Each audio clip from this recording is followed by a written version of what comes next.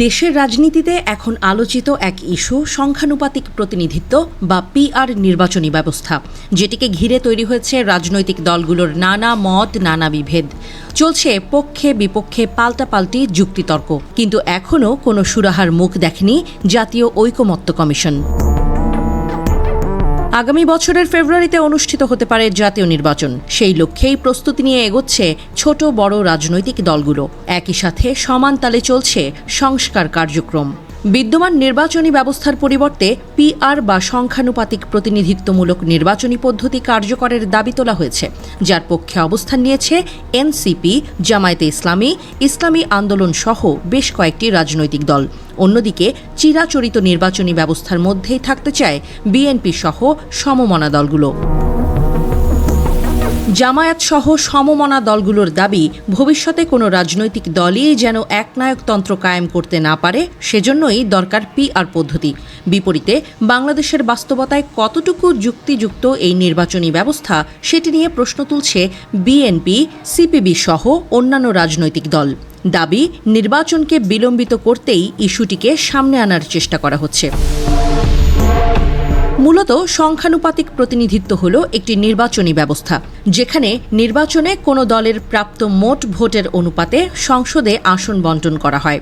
সহজ ভাষায় বলতে গেলে, যদি কোনো দল জাতীয়ভাবে 30% ভোট পায়, তাহলে সংসদেও তারা মোট আসনের 30% আসনের অধিকারী হবে।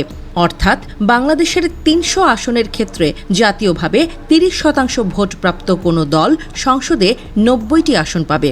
এতে করে জনপ্রিয়তা অনুযায়ী সব দলেরই সংসদে প্রতিনিধি থাকবে।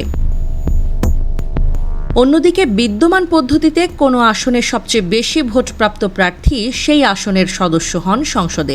পরাজিত প্রার্থী আর বিজয়ী প্রার্থীর মধ্যে ভোটের ব্যবধান যতই হোক না কেন, এক্ষেত্রে বাকি ভোটগুলো আর কাজে আসে না।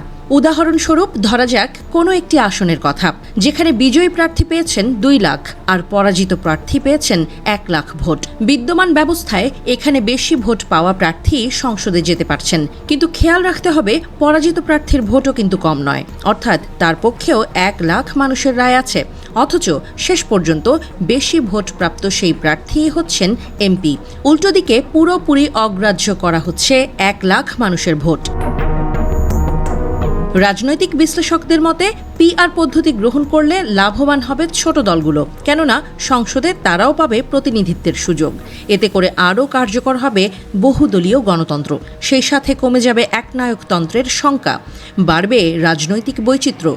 ছোট বড়, পরাজিত বিজয়ী সকলের ভোটেরই মূল্যায়ন করা সম্ভব হবে এই পদ্ধতির মাধ্যমে। তবে কিছুটা নেতিবাচক দিকও রয়েছে। সমালোচকদের দাবি, বাংলাদেশের ক্ষেত্রে পিআর পদ্ধতিতে জোট সরকার গঠনের প্রবণতা বেড়ে যেতে পারে, যা রাজনৈতিক অস্থিরতা তৈরির ঝুঁকি রাখে।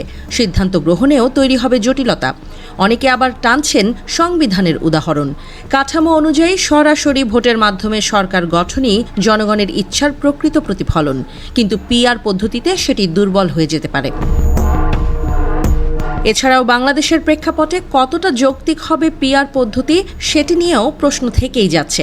তবে পিআর পদ্ধতির বাস্তবায়ন এখনও প্রস্তাবের স্তরেই রয়েছে।